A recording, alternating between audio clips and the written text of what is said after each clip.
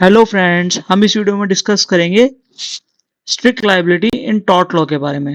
रैन versus Fletcher 1986 का case था और उसके डेवलपमेंट्स के बारे में।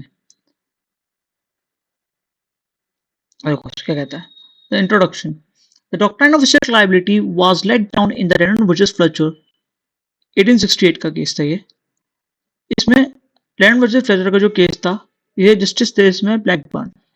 ठीक है, इसका जो प्रिंसिपल था, a principal who keeps on his land anything likely to be cause mischief its escape must cap out it at his own risk.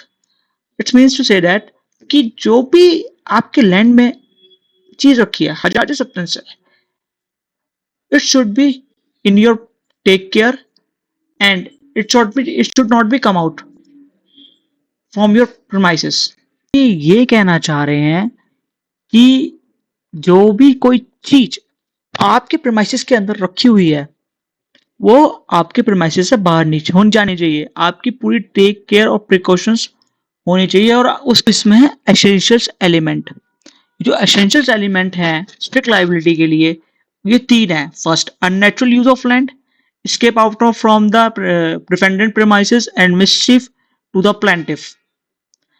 अब इसमें टू से दैट तीन चीजें होनी चाहिए। First, unnatural use of land.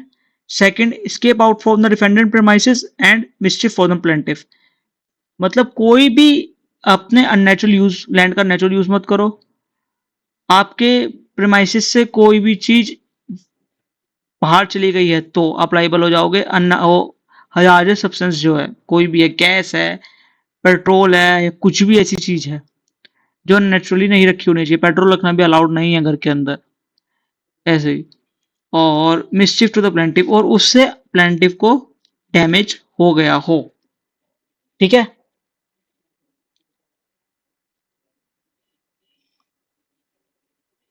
अब ये landmark case में हुआ क्या था। जो डिफेंडेंट था उनने रिजर्वायर बिल्ड करा। ये रिजर्वायर इज अननेचुरल थिंग, वो घर के अंदर नहीं बिल्ड हो सकता।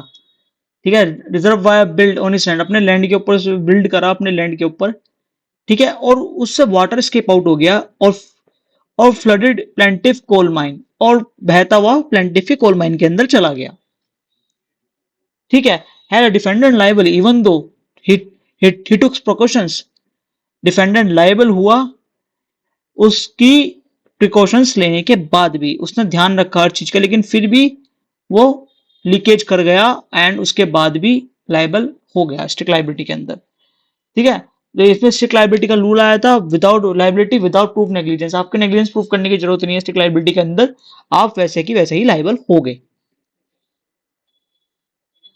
अब इसमें जो ये दो अदर केस हैं, इंपॉर्टेंट केस हैं, ये आपको कोट करने हो तो कर देना। इसमें डिफेंडेंट लायबल हो गया था, इसमें लायबल नहीं होता। मेन केस तो रन वर्सेस फ्लेचर का ही है। इसमें ओग्राम वर्सेस ओग्राम है। डिफेंडेंट है liable under the strict liability, और इसमें जो था ना, इसमें डिफेंडेंट का वो प्रेमाइसिस ही नहीं था, एस्केप आउट ही नहीं हुई थी प्रेमाइसिस से। ठीक है, अब इसके एक्सेप्शंस क्या हैं। The strict liability does not apply when. Strict liability कब अप्लाई नहीं करेगा, तब एक्ट ऑफ गॉड हो, act of a stranger, plaintiff का ओन फॉल्ट हो, कॉमन बेनिफिट हो, या स्टैट्यूटरी अथॉरिटी हो। Unnatural use of act of God means natural event जो इंसान के कंट्रोल में, जो भगवान के कंट्रोल में होते हैं बस, जैसे फ्लड। ठीक है, और किसी स्ट्रेंजर का काम, किसी स्ट्रेंजर ने काम कर दिया हो कुछ, थर्ड पार्टी ने कुछ नुकसान कर दिया हो। ठीक है, और damage cause partly by the plaintiff negligence, जिसमें प्लेंटिफ की खुद की गलती भी हो कुछ। और फोर्थ ऑप्शन ये है कि फोर्थ एक्सेप्शन ये है कि use of use of mutual benefit, मतलब प्लेंटिफ को भी कुछ बेनिफिट हो रहा हो उसका।